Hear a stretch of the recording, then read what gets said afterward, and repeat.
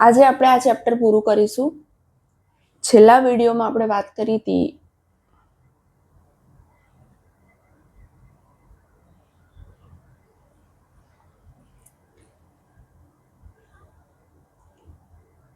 આજે આપણે આ ચેપ્ટર પૂરું કરીશું.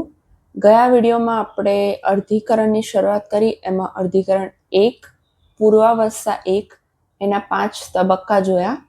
હવે આપણે અર્ધીકરણ 1 ની પૂર્વાવસ્થા 1 પછી ભાજનાવસ્થા અથવા તો મધ્યાવસ્થા 1 જોઈએ.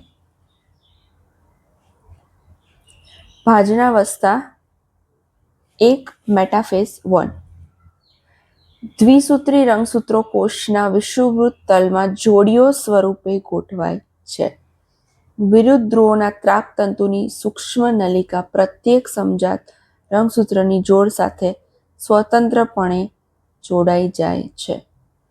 એટલે શું? આકૃતિમાં જોઈએ. પૂર્વાવસ્થા 1માં આપણને આવી રીતે રંગસૂત્રની જોડીઓ મળી હતી. હવે ભાજનાવસ્થા 1માં શું થશે? તો રંગસૂત્રોની જોડીઓ વિષુવવૃત્ત તલમાં ગોઠવાશે. રંગસૂત્રની જોડીઓ. સમવિભાજનમાં શું હતું?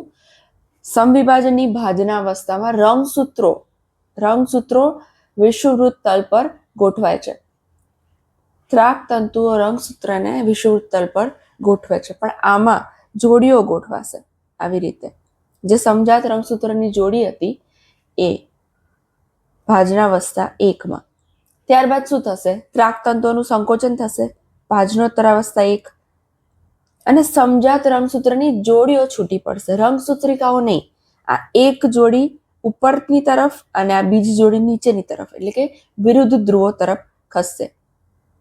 એવી જ રીતે દરેક રંગસૂત્રમાં એક જોડી ઉપરની તરફ અને બીજી જોડી નીચેની તરફ. ભાજનોત્તરાવસ્થા 1 દરમિયાન સમજાત રંગસૂત્રો છૂટા પડે છે, જ્યારે દોહિત્ર રંગસૂત્રિકાઓ તેના સેન્ટ્રોમિયરથી જોડાયેલ રહે છે.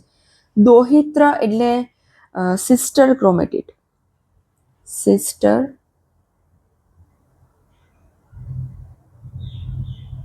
ક્રોમેટિડ.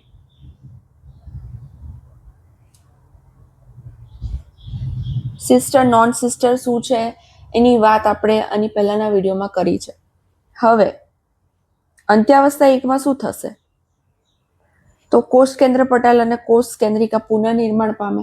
અંત્યાવસ્થા એટલે પૂર્વાવસ્થાનું એકદમ ઓપોઝિટ.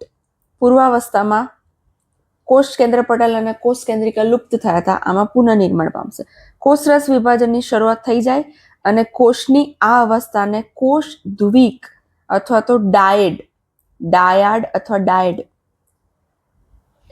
ડાય એટલે 2, ડાયડ આ રહ્યું. જો આમાં શું થાય? અંત્યાવસ્થામાં આ જે કોષરસ વિભાજન આમાં બતાવી દીધું છે. આની પહેલાની જે અવસ્થા હોય એમાં બંને છેડે આ જે સમજાત રંગસૂત્રો છે બંને ધ્રુવો તરફ ગોઠવાય અને એ અવસ્થાને કોષ દ્વિક કહેવાય. કેટલાક કિસ્સામાં રંગસૂત્રનો થોડો વિક્ષેપ પડે, આથી તે આંતરાવસ્થાના કોષ કેન્દ્રમાં સંપૂર્ણપણે ફેલાયેલા જોવા મળતા નથી. હવે પૂર્વાવસ્થામાં જેમ રંગસૂત્રો સંકોચન પામે છે અને સ્પષ્ટ ધીમે ધીમે રંગસૂત્રિકાઓ સ્વરૂપે દેખાવાનું શરૂ કરે, એમ અંત્યાવસ્થામાં શું થાય? વિક્ષેપ પડે અને ફરીથી અસ્પષ્ટ દેખાવાનું શરૂ કરે. અને બે અર્ધીકરણ વચ્ચેના સમયગાળાને ઇન્ટરકાઇનેસિસ અથવા તો આંતરકોષ વિભાજન કહેવાય. ઇન્ટરકાઇનેસિસ અથવા આંતરકોષ વિભાજન. એમાં શું થાય છે? એમાં ડીએનએનું સ્વયંજનન થતું નથી, એટલે ફરીથી વિભાજન થાય. એમાં રંગસૂત્રોની સંખ્યા અડધી થઈ જાય. રંગસૂત્રોની સંખ્યા તો અર્ધીકરણ 1માં જ અડધી થઈ જાય છે. બીજા વિભાજનમાં શું થશે? જે રંગસૂત્રિકાઓ જોડાયેલી છે સિસ્ટર ક્રોમેટિડ, એ પણ 2 અલગ અલગ કોષમાં વહેંચાઈ જશે. એ ખૂબ જ ટૂંકા ગાળાની હોય છે. આંતરકોષ વિભાજન દરમિયાન ડીએનએનું સ્વયંજનન થતું નથી. જેમ ઇન્ટરફેસ આંતરાવસ્થા દરમિયાન ડીએનએનું સ્વયંજનન થાય છે, પણ આંતરકોષ વિભાજન દરમિયાન ડીએનએનું સ્વયંજનન થતું નથી. ચલો હવે પૂર્વાવસ્થા 2 એટલે કે આંતરકોષ વિભાજન પૂર્વાવસ્થા 2 ને અનુસરે, જે પૂર્વાવસ્થા 1 કરતા સરળ તબક્કો છે. અર્ધીકરણ 2 એટલે બીજું કંઈ નહીં, સમવિભાજન. એમાં જે જોડીઓ અલગ અલગ ગઈ હતી, જેમાં 2 રંગસૂત્રિકાઓ હતી, એ 2 રંગસૂત્રિકાઓ પણ અલગ અલગ કોષમાં જશે. કેવી રીતે? કોષરસ વિભાજન પછી અર્ધીકરણ 2 ની શરૂઆત થાય. બરાબર. હવે આમાં રંગસૂત્રો પૂર્ણ લંબાયેલા હોતા નથી. અર્ધીકરણ 2 સમવિભાજન જેવું જ હોય. પૂર્વાવસ્થા 2 ના અંતમાં કોષ કેન્દ્ર પટલ અદ્રશ્ય થાય અને રંગસૂત્રો ફરીથી ઘટ્ટ બને. આ રહ્યા જો, આ ઘટ્ટ બનેલા રંગસૂત્ર. હવે આ જે થાય છે, આપણને 2 કોષ કેમ બતાવ્યા? કારણ કે અર્ધીકરણ 1 પછી 2 કોષ બન્યા. બરાબર. દરેકમાં સમજાત રંગસૂત્રની જોડવાનું એક રંગસૂત્ર ગયું, જેમાં 2 રંગસૂત્રિકાઓ હતી. હવે શું થાય? હવે ભાજનાવસ્થા આવે. હવે ભાજનાવસ્થામાં બધા જ રંગસૂત્રો ફરીથી વિષુવવૃત્ત તલ પર ગોઠવાય. ભાજનાવસ્થા પછી શું આવે? ભાજનોત્તરાવસ્થા. ત્રાક તંતુઓનું સંકોચન થાય એટલે રંગસૂત્રિકાઓ છૂટી પડી જાય. જો આમાં 2 રંગસૂત્રિકાઓ દેખાય છે, એક રંગસૂત્રિકા આ ધ્રુવ તરફ અને બીજી રંગસૂત્રિકા આ ધ્રુવ તરફ, આવી રીતે જશે દરેક રંગસૂત્રમાં. બરાબર. અને અંત્યાવસ્થામાં આ રંગસૂત્રિકાઓ સાથે એક નવો કોષ બની જશે. કોષરસ વિભાજન પણ બતાવ્યું. એટલે આ 2 કોષમાંથી 4 કોષ બન્યા. દરેક એક કોષમાંથી 2 કોષ બન્યા. બરાબર. કોષરસ વિભાજન પછી 4 એકકીય બાળકોષોનું સર્જન થાય છે. હવે અર્ધીકરણનું મહત્વ, સિગ્નિફિકન્સ ઓફ મિયોસિસ, છેલ્લો ટોપિક, આના પછી ચેપ્ટર પૂરું. રંગસૂત્રની સંખ્યા અડધી થઈ જતી હોવા છતાં અર્ધીકરણ એ એવી વિશિષ્ટ પ્રક્રિયા છે કે જેમાં લિંગી પ્રજનન કરતા સજીવોની દરેક જાતિમાં રંગસૂત્રોની નિશ્ચિત સંખ્યા જે તે જાતિ પ્રમાણે જળવાઈ રહે છે. આનો મતલબ શું? તો એનો મતલબ એ જ કે જ્યારે જન્યુઓનું નિર્માણ થાય છે, આ કોઈ એક દ્વિકીય કોષ છે, 2n પ્રકારનો,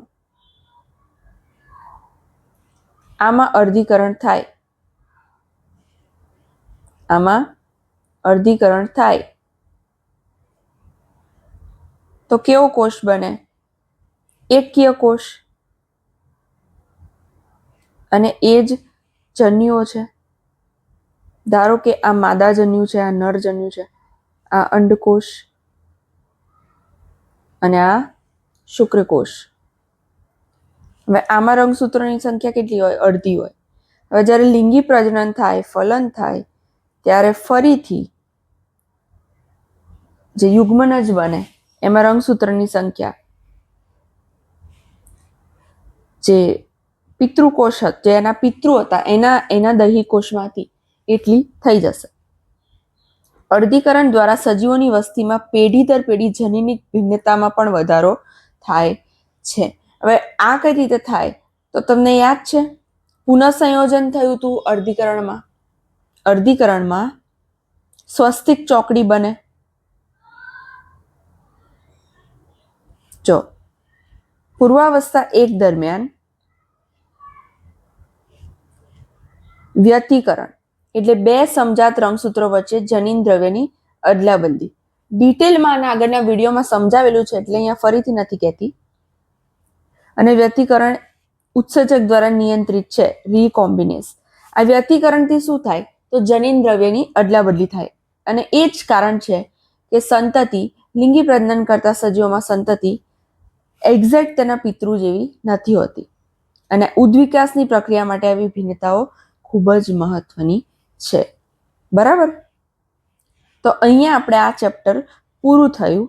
હવે આવતીકાલથી વન શોટ લેક્ચર ચાલુ કરવાનો ટ્રાય કરીશ.